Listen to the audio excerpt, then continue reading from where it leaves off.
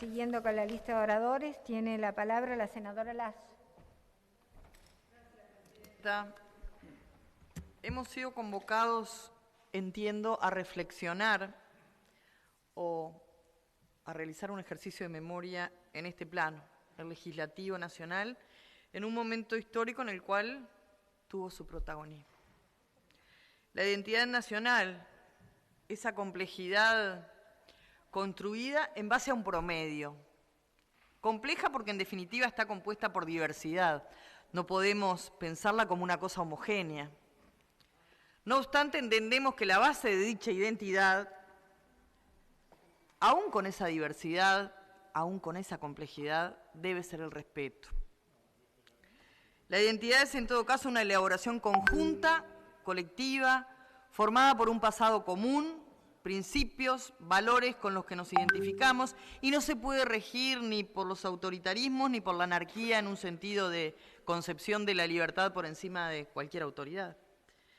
Con esto quiero decir que todos, todas, deberíamos contribuir a la construcción de esa identidad nacional colectiva, diversa, desde un espacio realmente constructivo y no como una lucha presentada exclusivamente por uno u otro relato. ¿Qué aporta el establecimiento de un relato por sobre los hechos objetivamente presentados? ¿Acaso aporta la visualización de un momento histórico en términos de polos antagónicos sin darse la oportunidad de analizar los precedentes que cooperaron a que se suscitaran estos hechos? Ese es el tono que pretendo imprimir en esta exposición. Por eso me parece sumamente importante recurrir a datos que hacen al contexto que lleva a la propuesta y posterior declaración de estado de guerra interno. Todo hecho histórico está rodeado de un contexto y este está conformado en todo caso por una serie de sucesos que no solo refieren al momento y lugar en el cual se desarrollan. El mundo se mueve y las consecuencias nos abarcan a todos. Bueno, entonces es visualizar desde dónde esos hechos afectan a las circunstancias que nos tocan directamente. Los cambios de orden económico venían preparando el terreno para la instalación de un nuevo orden internacional. Quizá el hecho más significativo se asiente en la creación del Fondo Monetario Internacional en 1944, con objetivos muy explícitos: apoyar la expansión del comercio internacional a través de la cooperación monetaria, generar la estabilidad de los tipos de cambio a partir de la creación de un sistema multilateral de pagos y cubrir los déficits de la balanza de pagos a través de la concesión de préstamos a corto plazo, condicionados a cumplir metas establecidas desde el organismo a través de las cartas de intención. Allí comenzaba un camino que indefectiblemente condujo a la desindustrialización, a la desocupación, al empobrecimiento. Es a partir de allí que se establece un sistema a partir del cual las naciones fijan su moneda frente al dólar, respaldado en oro, ese oro que hasta la Primera Guerra Mundial había sido la base de los sistemas monetarios. Volviendo a ese momento, podíamos hacer referencia a lo que fue la suspensión impuesta por Nixon en 1971 a la convertibilidad del dólar en oro, que deja su papel al dólar y que se afianza como moneda de reserva en la segunda posguerra. Pero volviendo a ese momento de cambio en el orden mundial, en estas tierras se hablaba y se trabajaba en un modelo industrial donde se sentaban, entre otras cosas, las bases del rol del Estado en la prestación de servicios públicos, la legislación laboral, social, parado en aquellas viejas ideas del vallismo que seguían manteniendo su vigencia, más allá de los lógicos ajustes de la identidad nacional y a los cambios que se dieron en el mundo. Podemos decir que ese modelo se desarrolla entre el 43 y el 60, desarrollo industrial, intervención del Estado en el ámbito económico-social. En un mundo en guerra, con una incipiente conflictividad sindical, cambios liderados por aumentos en el poder adquisitivo de los trabajadores, el Estado impulsando una política de mejora de salarios que tiene por objetivo, evidentemente, buscar un ambiente social de paz y de tranquilidad. Por aquellos tiempos, indica el profesor Naum, sobre todo por mediados de los 50, se procesan cambios en las condiciones internacionales y las internas, fracturándose la base económica que caracterizó el modelo sociopolítico del consenso existente. Continúo entrecomillando, haciendo referencia al profesor Nahum, al finalizar los periodos bélicos internacionales sacaban los precios favorables. Sumado a esto, se debe tener presente que la industrialización había atado al país a una mayor dependencia de divisas relativa a la importación de maquinarias e insumos intermedios. En el 53, con la finalización de la guerra de Corea, desaparecen los buenos precios y junto con ellos el estímulo exterior. A partir del 54 se desaceleró el crecimiento y luego del máximo del 57 se desarrolló el periodo de estancamiento más largo hasta hoy conocido en nuestro país. Con ese estancamiento en volumen y posteriormente en precios del sector se agudizaron los déficits del balance de pagos. No pudo ser otra manera un país que no pudo o no supo aprovechar la coyuntura internacional, en tanto que el Estado no dirigió un proceso coordinado de industrialización, no existiendo un plan de desarrollo de largo plazo al respecto, dejando dicha instrumentación a la suerte o libre albedrío de la empresa privada. Cierro comillas en lo que expresa el profesor Nahum. No obstante ello, también sucedían cosas. Por ejemplo, el sector ganadero tradicional tuvo una significación fundamental en cuanto a que, por un lado, provee las divisas necesarias para el financiamiento de las importaciones requeridas por el crecimiento de la industria y la agricultura, y por otro lado también va a abastecer a bajo costo la alimentación de la población urbana, como es la carne vacuna, para disminuir el costo de la mano de obra industrial. Toda esta sucesión objetiva de hechos va consolidando una incidencia de los organismos de crédito internacional, como el Fondo Monetario Internacional, una política proteccionista de los Estados Unidos y otros países desarrollados que en base a sus propios intereses fueron generando una situación de dependencia a partir de las dificultades económicas que atravesaban los países subdesarrollados como el nuestro. Toda una serie de cambios dirigidos por el nuevo orden mundial fueron generando consecuencias que a la larga afectaron a la industria, al mundo de la producción, al mundo del trabajo, al mercado interno, pequeño en cuanto a consumidores, con una población además cuyo crecimiento era y es lento, con una cada vez más acotada capacidad de compra. Hacia la década de los 60, el estancamiento de los ingresos, el incremento del desempleo, por tanto, el ingreso familiar deteriorado, sumado a las devaluaciones y el proceso inflacionario, agudizaron esa contradicción. Vuelvo a citar al profesor Nahum: a medida que avanzaba este proceso se fue debilitando el llamado poder regulador o compensador del Estado. La redistribución del ingreso y la mejora fiscal que conllevaba se anuló por la especulación. Los recursos conseguidos por deuda externa son absorbidos por la fuga de capitales. El Estado se encuentra en una situación de bancarrota que concluyó con el abandono de la absorción estatal de la fuerza de trabajo, la baja del salario real de los funcionarios públicos, jubilados y pensionistas y la eliminación de los subsidios. Es parte de nuestra historia. En 1959, la primera misión del FMI inaugura la intervención de este organismo en la vida del país. La asignación de recursos en economía a través del mercado es una concepción.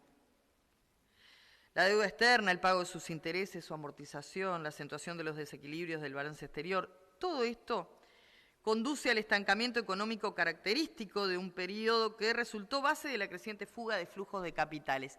También esto estuvo presente en los antecedentes de la fecha que hoy nos llamamos a recordar o a reflexionar. En el panorama nacional, el periodo se caracteriza por la agudización de la crisis económica que trae como consecuencia un incremento en las tensiones sociales frente al crecimiento de la inflación acompañada de la caída de los salarios. Paralelamente sucedían otras cosas. Se estableció la autonomía universitaria en el 58 por ley con conformación de la Ley Orgánica Universitaria, llamamiento al Congreso del Pueblo y realización en 1965, conformación de la Convención Nacional de Trabajadores, por entonces CNT, fuertes luchas obreras y estudiantiles contra congelación de salarios, contra subas del boleto y otras luchas durante los años 67 y 68 hasta el 73. Primeros martirios estudiantiles, producto de la represión policial, en marchas multitudinarias. Nuestro propio proceso de conformación como frente amplio al cual representamos. Gobierno de Pacheco Areco convocando a las Fuerzas Armadas para el combate a la lucha antisubversiva a finales del año 72, golpe de Estado con disolución de las cámaras en el 73. En fin, o sea, Uruguay, a partir de la década del 60, se fue agudizando el deterioro económico con un claro y consecuente incremento de luchas sociales, políticas, que involucran a trabajadores públicos, privados, a la juventud en general. Paralelamente se fue extendiendo un proceso de sindicalización en todo el territorio. Los trabajadores ya habían hecho un llamado en el 60 a todas las fuerzas populares y a los poderes públicos para enfrentar la política del Fondo Monetario Internacional y las consecuencias que indefectiblemente tenía esa incursión del organismo internacional para la economía de la nación. Fue ese movimiento obrero, entre otros, el que convocó al denominado Congreso del Pueblo en el 65. Sobrevinieron décadas de franco deterioro de la calidad de la democracia. No podemos obviar que nuestro país se gobernó bajo medidas prontas de seguridad, equivalente al estado de sitio previsto en la Constitución para situaciones extraordinarias. Y se contó con el apoyo de la Embajada de los Estados Unidos en Montevideo. Esta información es información desclasificada que corrobora que se aplicaron técnicas, por ejemplo, de persuasión colectiva, así lo denunció el exagente de la CIA, Philip H., asignado a Uruguay en 1964, siguiendo los lineamientos de Mockingbird Operation. Cada día se plantaban 2 o 3 artículos de propaganda en diarios, que no voy a nombrar, para influir en las actitudes y emociones de toda la población, incluidas operaciones psicológicas, diferenciadas para grupos opositores considerados enemigos. Es información desclasificada, hoy en conocimiento de todos y todas. En diciembre del 67, a una semana de asumir la presidencia, Pacheco Areco clausura el diario Época, fundado por Eduardo Galeano, el semanario socialista El Sol. En el 68 se militarizan los entes estatales, los bancos, se prohíbe toda información sobre paros, huelgas, se extiende esa prohibición a titulares, fotografías, noticias o comentarios relativos a desórdenes. En julio del 69 se prohíbe por decreto a la prensa oral, escrita o televisada, palabras y vocablos. Algunos de estos tenían que ver con movimientos, comandos, células, delincuentes políticos, todos estos temas, estos términos estaban acotados dentro de los medios de comunicación. En este mismo país, otras palabras lamentablemente pasaron a ser de uso común para una porción de la población. Plantón, picana, submarino, caballete. Un país donde 1 de cada 50 uruguayos pasó por las prisiones del régimen. Queremos recordar, hagámoslo. En octubre del 69 se estableció la censura previa. Todos los diarios, emisoras, los que hoy faltaron a la cita, debían someter toda información sobre la situación económica y otros temas a los censores de la policía. Durante el 70 y hasta marzo del 72 fueron clausurados de manera intermitente los periódicos de Frente, El Popular, órgano del Partido Comunista, BP Color del Partido Demócrata Cristiano, Ya, La Idea, el semanario Marcha, la revista Para Todos. El 1 de marzo del 72, Bordaberry asumió la presidencia. Un mes después se suspenden las garantías constitucionales y se da esta declaración de estado de guerra interna, que entre otras cosas establecía la detención preventiva y la incomunicación indefinida del detenido sin acusación ni proceso, en violación clara del recurso de habeas corpus. Existe desde el punto de vista político una cronología establecida de los hechos y cada uno de nosotros puede tomar tantos puntos de partida como definamos. Hacerlo de manera honesta, sin rebusques, debería ser un denominador común. Según un trabajo realizado por Magdalena Esqueloto, 300.000 uruguayos vivieron el exilio.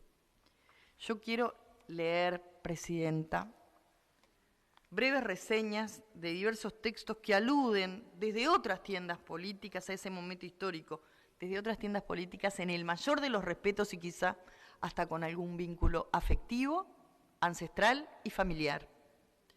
Porque entiendo, como expresé al comienzo, que la identidad nacional está compuesta por diversidad en el respeto.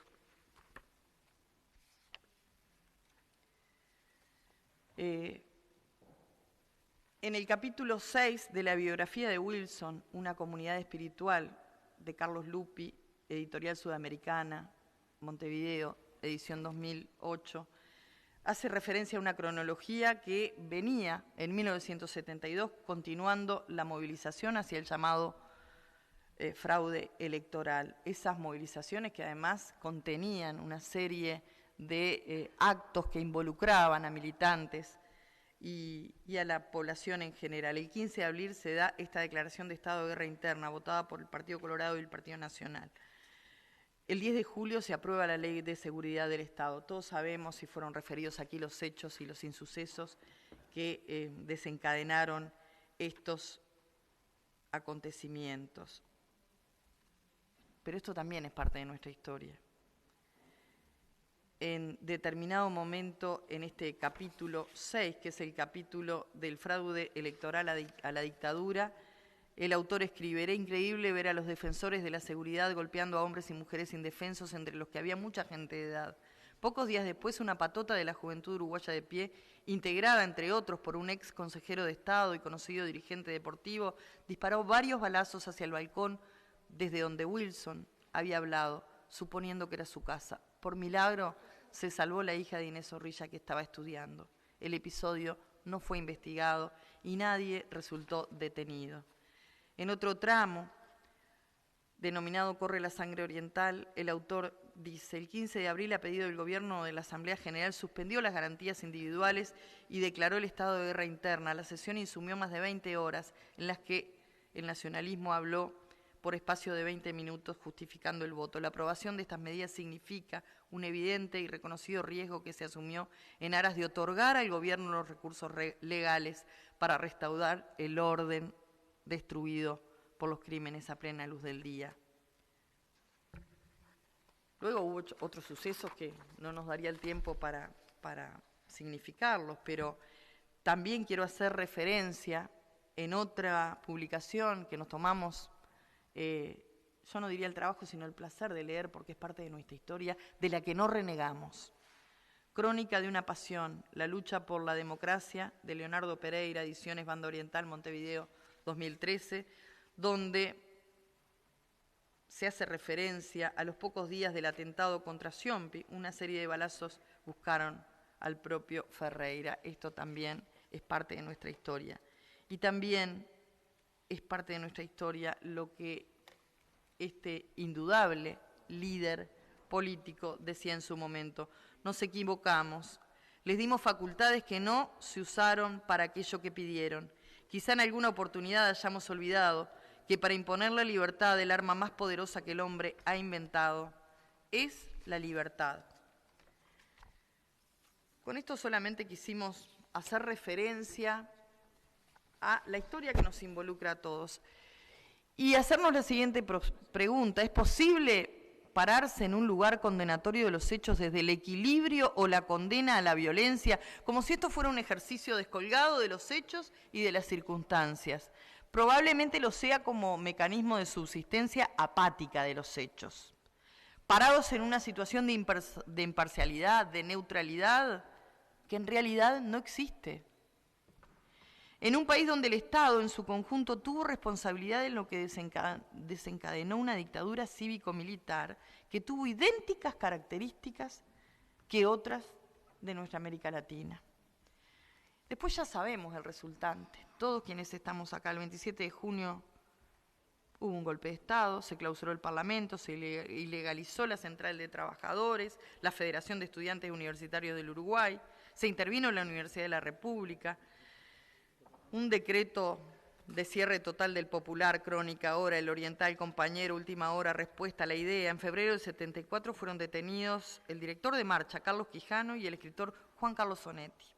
En mayo se clausuró la revista Víspera, vocera de la Iglesia Católica, considerada un nido de marxistas. Se militarizó el sistema educativo, se suprimió en la Biblioteca Nacional las obras de Onetti, Mario Benedetti, García Lorca, Nicolás Guillén, Neruda, Antonio Machado, Miguel Hernández, Bertolt Brecht, Freud. Se allanaron librerías, se quemaron o convirtieron en pulpa de papel millares de obras. Se prohibió actuar a artistas como Alfredo Zitarrosa, Daniel Biglietti, Aníbal Zampayo, los olimareños, Serrat, Concepción China Zorrilla, Atahualpa del Chopo. También se prohibió la adaptación de textos clásicos como Fuente Ovejuna, de Lope de Vega y Antígona de Sófocles. En algunos casos también se prohibió grabaciones, no todas, pero sí algunas, de Carlos Gardel, fallecido en el 35, porque sus letras aludían a la lucha de clases y a la huelga. Los que discrepaban, condenados a la cárcel, a la fosa o al exilio. 197 compatriotas hoy continúan desaparecidos. Voy a ir cerrando. El 15 de marzo de 2004, el Senado de la República realizaba un homenaje a Wilson Ferreira Aldunate por el aniversario de su fallecimiento. Alguien que claramente no pertenecía a las filas de su partido realizaba una locución honesta y valiente. Quiero compartir algunos tramos de dicha intervención parlamentaria del por entonces senador Eleuterio Fernández Huidobro. Habría un poco de mí mismo para hacer un homenaje de corazón a Wilson Ferreira Aldunate. En uno de los tramos, el ñato decía: soy una de las personas a quien más autocrítica se le ha pedido en este planeta, o por lo menos en el Uruguay, desde que salió de la cárcel. Como si las autocríticas se compraran en las farmacias o en los supermercados y se vendieran como tarjetitas de Navidad. Me he hecho muchas, pero las más profundas en realidad necesitan tiempo, porque precisan reflexión, información y profundas lecturas. Creo que en este país, y estoy convencido de ello, decía el ñato, por la década de los 70, más específicamente en el 71 y no tanto en el 72, se anudó un nudo gordiano que no supimos desatar por pequeñez intelectual. Es muy fácil, después de un tiempo y a toro pasado, como dicen los españoles, decir, si no hubiéramos hecho esto, no hubiera pasado aquello. Pero la historia es para estudiarla y las autocríticas, aunque sean tardías, son buenas, porque son un análisis del pasado para no repetir errores. En aquel nudo gordiano, en esos años cometimos el error blancos, colorados, frente amplistas, democráticos, progresistas, de no saber unirnos por mezquinas razones, a veces para enfrentar el malón que se venía y lo pagamos muy caro. Pero eso es muy fácil decirlo hoy. Resultaba muy difícil hace un tiempo y mucho más en aquel momento. Con esto cierro. Rescatar la memoria histórica no admite trampas. Resulta imprescindible poder hacerlo desde la perspectiva de los años, pero sobre todo con una mirada, como decía uno de los fundadores de nuestra fuerza política, con una mirada puesta en la mañana siguiente. En este mundo convulsionado, lleno de guerras, deberíamos aprender que la insubordinación o las medidas prontas de seguridad, las leyes de seguridad o las dictaduras no nos trajeron soluciones nacionales y que con todas las diferencias que tenemos en este recinto, el diálogo político es un camino insustituible. Muchas gracias, señora presidenta.